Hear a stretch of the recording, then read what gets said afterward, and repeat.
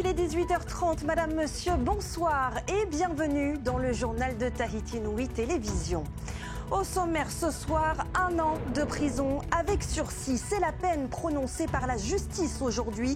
Une peine à l'encontre du policier qui avait violenté une personne handicapée en 2024. Souvenez-vous, un autre policier a lui aussi été condamné. Nous avons assisté à leur procès. C'est à voir au début de ce journal. À l'Assemblée de Polynésie, la résolution pour dire non aux essais nucléaires évoqués par Donald Trump a bien été déposée par le Tapura Huir Atira, résolution approuvée par Ahereia Porinetia. Le parti indépendantiste, lui, n'a pas encore signé le document. Il s'en explique dans un instant. Nous irons également aux côtés de 1500 jeunes. Les festivités du Taureamu vont débuter. La cérémonie d'ouverture a eu lieu à Veirao. L'événement, devenu un incontournable du calendrier, veut aussi véhiculer des valeurs à la jeunesse polynésienne. Et puis la culture du taro serait-elle en déclin à Reivave? C'est en tout cas le constat d'un agriculteur. Moana nous emmène ce soir au cœur de sa taraudière où il cultive avec force et rigueur.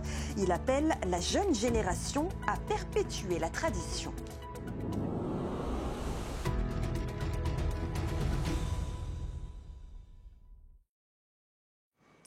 La diffusion de la vidéo sur les réseaux sociaux avait provoqué une onde de choc en Polynésie et jusque dans l'Hexagone. Le policier mis en cause dans l'agression d'une personne handicapée en 2024 a donc été condamné aujourd'hui par la justice, condamné à 1 an de prison avec sursis.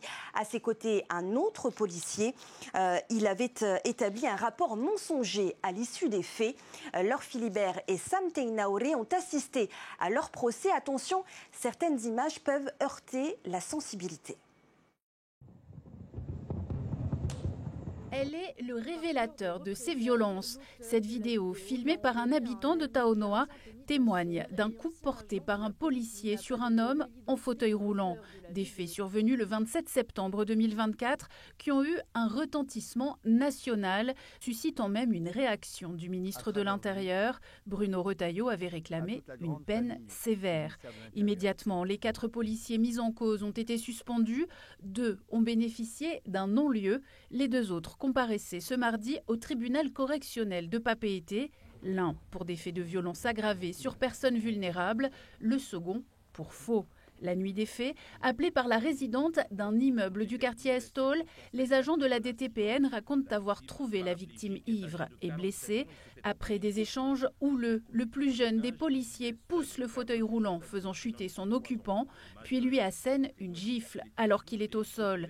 Licencié de la DTPN, le gardien de la paix admet avoir manqué de contrôle. C'est un peu le mystère de ce dossier. Je pense que c'est un contexte, la fatigue, le stress.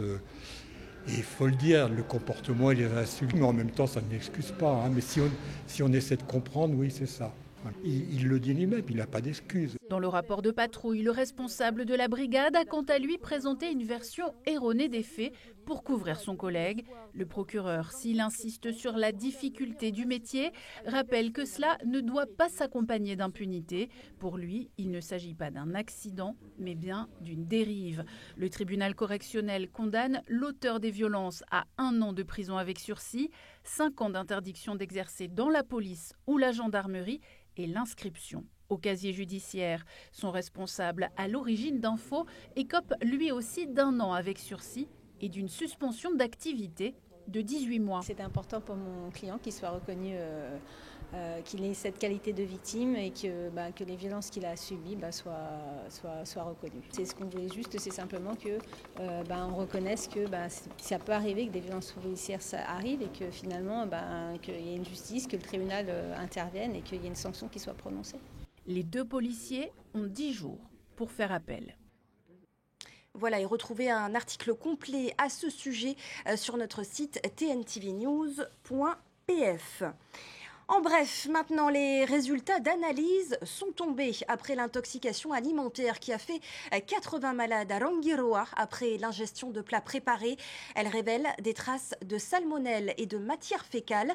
Plusieurs manquements aux règles d'hygiène, notamment la rupture de la chaîne du froid et l'absence d'équipement pour le lavage des mains ont été révélés. 3 personnes ont dû être évacuées vers le CHPF dont un décès a été rapporté. La personne souffrait de comorbidité. Un front commun contre une reprise des essais nucléaires par les États-Unis. Le Tapura Huir Atira a donc déposé une résolution à l'Assemblée cet après-midi pour s'opposer à la volonté affichée de Donald Trump. S'il a été rejoint dans son combat par Ahere Yaporinetia, le parti indépendantiste, lui, n'a pas encore signé la proposition. Il s'en explique dans ce reportage de Thomas Chabrol et Jeanne Tinorua.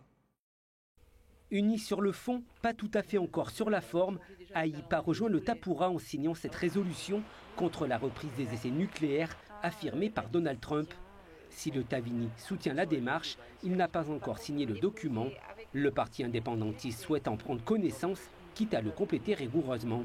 Si on voit qu'il y a des petites imperfections dedans, à ce moment-là, on va proposer de compléter le dispositif de résolution pour parfaire en fait l'intention. L'intention qui consiste à dire qu'on va lutter contre la prolifération des armes nucléaires et également leur perfectionnement aujourd'hui. Le Tapura a été le premier parti à proposer cette résolution, motif s'opposer fermement à toute reprise des essais nucléaires après l'annonce du président Trump. Les autonomistes comptent mobiliser les parlementaires de la région, l'Assemblée interparlementaire du Pacifique et les États membres du Forum des îles du Pacifique pour condamner fermement toute reprise des essais. Dans la mesure où effectivement la région peut potentiellement être concernée par une éventuelle reprise d'essais nucléaires, on sait très bien que le premier site que pourraient occuper les États-Unis serait les îles Marshall, donc dans le Pacifique. Nous devons de réagir. L'histoire de la Polynésie française est quand même marquée par les essais nucléaires et nous avons tous exprimé. Moi, en tant que députée, j'ai toujours plaidé pour l'amélioration de la prise en charge des victimes. Donc nous avons voulu affirmer notre opposition à cette déclaration de Donald Trump. Avec 193 essais entre 1966 et 1996, la Polynésie porte aujourd'hui encore les stigmates de ces expérimentations. Aux yeux des deux blocs politiques, la menace américaine est trop grande pour ne pas faire front commun. Contrairement à nous, Oscar Temaru se bat quand même depuis les années 70 contre cette affaire. Donc c'est normal qu'il n'ait pas la même vision que nous. Mais l'essentiel, c'est quoi ? L'essentiel, c'est qu'on aille ensemble, qu'on soit unis face à une telle annonce du président Trump. Le problème, c'est la surenchère derrière. Et donc, il faut que dès maintenant, nous annoncions, nous, que nous sommes totalement opposés à l'arme atomique aujourd'hui. En septembre 2023, l'Assemblée avait déjà voté à l'unanimité son soutien au traité sur l'interdiction des armes nucléaires. On parle maintenant de santé et de troubles sexuels. La sexualité lorsqu'on est en fauteuil roulant. Un sujet délicat, mais des solutions existent. Le centre Tetiare accueille ces jours-ci un urologue spécialiste de la prise en charge des troubles sexuels.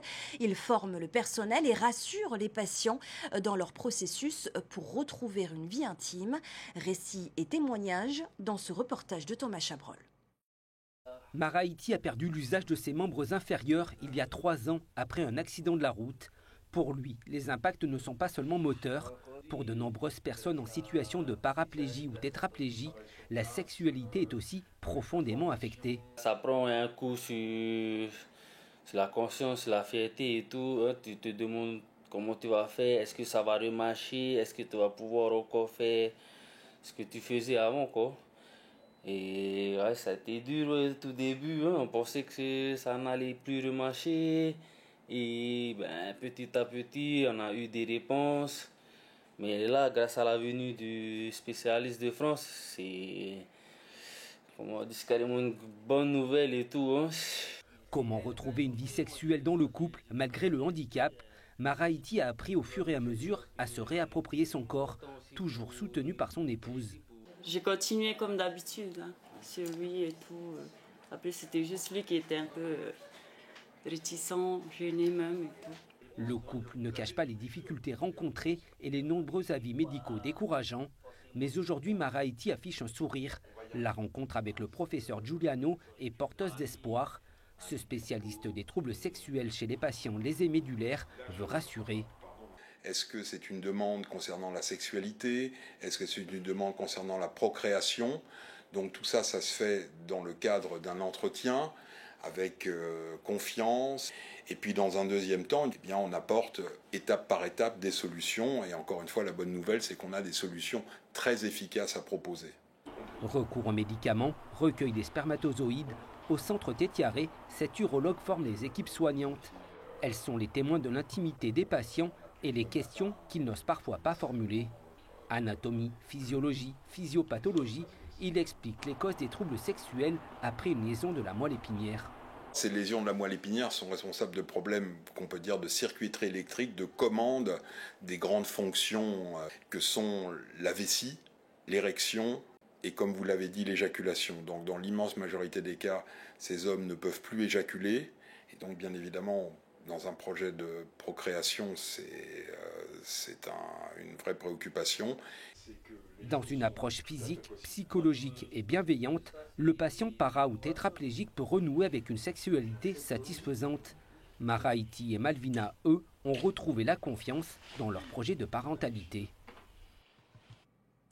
Dernier entraînement pour la délégation qui partira au Moana Nui Traditional Game à Hawaï.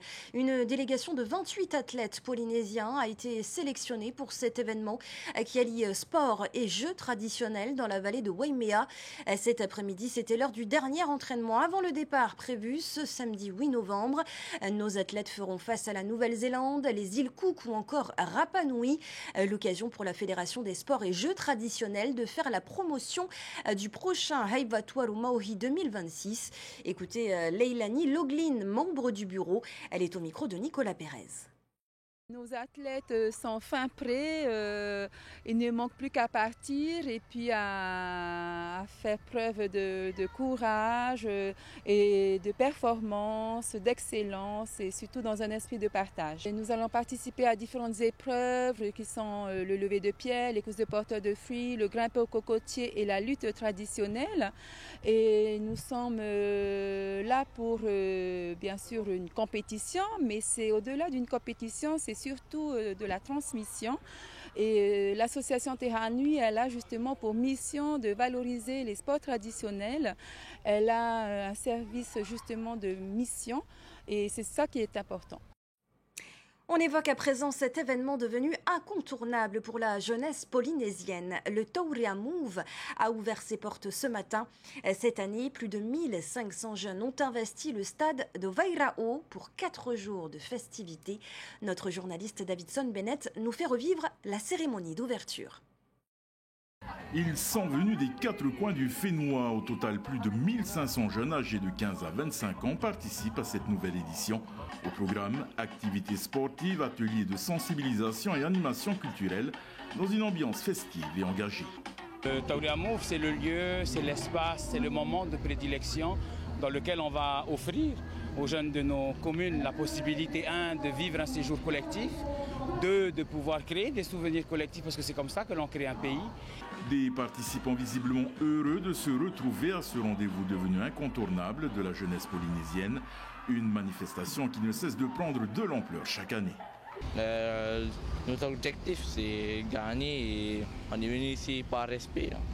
Voilà. En fait, c'est le but. Ah oui, ben, carrément, totalement content. C'est ma première. En sachant, c'est ma première. Lors de la cérémonie d'ouverture, les responsables de l'UPJ ont rappelé les règles et valeurs qui régissent le Tauria Move, respect, engagement et esprit d'équipe. Provoque des bagarres et choper avec des stupéfiants, vous serez disqualifiés. Et aussi leur permettre de faire société, de faire vivre le projet éducatif de l'Union, qui est celui de faire société, c'est-à-dire que toutes les activités qui sont prévues sur les 4 jours, elles sont gratuites pour l'ensemble de nos festivaliers. Un parcours du combattant est prévu pour l'ensemble de nos délégations avec des lots sur tout le parcours. Et tout ça, c'est offert pour les gamins à condition qu'ils respectent le règlement et qu'on n'ait pas d'écart de comportement, de bagarre et compagnie. 3 zones d'activité ont été mises en place pour l'événement à Toahotu, Veirao et Tiahupo avec 9 sites de compétition et parmi les moments forts de l'événement, le Toria Warrior, point d'orgue de ces 4 jours organisé avec le concours du RSMA. Un parcours du combattant grandeur nature qui met à l'épreuve l'esprit d'équipe et la détermination des jeunes. Qui succédera à Miss France 2024 ? Notre Miss Tahiti, elle, est en tout cas dans les starting blocks pour l'élection de beauté qui aura lieu début décembre. En attendant, Hinaupoko Devez est arrivée à Paris où elle a visité l'Assemblée nationale. La jeune femme s'est entretenue quelques minutes avec sa présidente, Yael Braun-Pivet. Hinaupoko Devez doit ensuite s'envoler dans quelques jours pour la Martinique où elle rejoindra les 29 autres candidates pour le traditionnel séjour de cohésion. Miss Tahiti nous livre un petit message ce soir. On l'écoute. C'est un honneur pour moi d'être ici et j'intègre l'aventure Miss France le 7 novembre. Je vais rejoindre les autres Miss régionales. Je vous remercie sincèrement pour tout le soutien que vous m'apportez et continuez à me soutenir dans cette belle aventure. Voilà, et faitoito à notre Miss Tahiti pour cette élection de beauté. On revient au Fénois et direction les Australes où la culture du taro fait la fierté de ses habitants. Mais derrière ce tubercule aux 1000 saveurs se cache un travail exigeant où force et savoir-faire se transmettent de génération en génération. Si à Rurutu la tradition reste solidement ancrée, à Reivavae, en revanche, les taraudières disparaissent. C'est en tout cas le constat de Moana, un agriculteur de l'île. Voici son portrait, il est signé Jessica Doucet. Il y a un an, après 25 années passées dans une société de gardiennage à Tahiti, Moana a choisi de revenir sur son île natale. Un retour aux sources guidé par l'appel de la terre et surtout par celui du taro. On n'a pas de travail ici, ma copine. Comme je t'ai dit, c'est ça le travail. Voilà. Normalement, il est toujours dans le haapu. Sinon, ça c'est un giveaway, ça. Pour faire pousser le taro, rien de simple, le travail commence par la préparation du sol. Il faut creuser profondément à la baramine ou au pilon avant de planter soigneusement les jeunes pousses. L'eau, indispensable, arrive grâce aux petits canaux qui serpentent dans les champs. Et puis, il faut attendre 9 mois avant d'espérer récolter le précieux tubercule. C'est ça le travail, bientôt 1 an. C'est pas un petit truc, c'est pas un truc de fillette, c'est un truc d'homme. Voilà. Il n'y a pas de machine, hein? Il n'y a pas de machine, c'est toi la machine. Et quand tu n'es pas là, ça s'arrête aussi le travail. Mais après un quart de siècle loin de ces taraudières, Moana constate des changements inquiétants. Là où jadis s'étendaient de vastes champs, la brousse a pris le dessus. Il n'y a plus les taraudières comme avant. Pour moi, le changement, c'est ça. Le réveil ne va plus dans le potago. C'est étonnant? Pour moi, oui. Parce qu'un rêve ne va plus, comme je viens de dire. Le matin, il se lève, il va dans la taraudière. C'est ça le giveaway. C'est pas fait le giveaway pour rester à la maison, dodo. Pour avoir une tigre. C'est de te lever le matin. En replongeant les mains dans la terre de ses ancêtres, Moana entretient bien plus qu'un chant. Il ravive la mémoire et le savoir-faire de Reivavae. Son engagement est une invitation à la jeune génération pour que le taro continue à pousser et à réunir les familles aujourd'hui comme demain. Une figure du Va'a est décédée hier. Ben Poroy, président du club ADT, s'est éteint. Il avait 64 ans et venait de participer à la Hawaii Kinui Va'a avec son équipe. Un départ qui laisse un grand vide pour ce sportif accompli puisqu'il avait aussi brillé sur les terrains de football au sein de l'AS Excelsior de la Mission. Une cérémonie d'hommage est prévue ce soir au temple Tabor de Pirée. L'enterrement aura lieu demain à 16h au cimetière de l'Uranie. Et nous apprenons également ce jour la disparition de l'un de nos anciens confrères de Pamatei. Laurent Lachivé, dit Lolo, a côtoyé la radio de Polynésie, la première en tant que chroniqueur durant de longues années. Il était aussi artiste et blogueur avant de quitter les médias pour la politique. Il est décédé des suites d'une longue maladie. Les hommages sont nombreux pour cet homme plein d'humour et de bienveillance à la plume incomparable. L'inhumation est prévue le 7 novembre à 13h au cimetière de Pirée. À sa famille et ses collègues de Polynésie la Première, nous adressons nos plus sincères condoléances. Et c'est ainsi que s'achève ce journal. Juste après, retrouver Ciné Nui, consacré à celui que l'on surnomme le maître de l'hyper-réalisme, Kazuhiro, maquilleur de cinéma et artiste japonais installé aux États-Unis. Ce sera suivi de 2 nouveaux épisodes de NCIS Los Angeles. Excellente soirée en notre compagnie. À demain. Retrouvez ce journal en replay sur notre site internet et notre application mobile TNTV.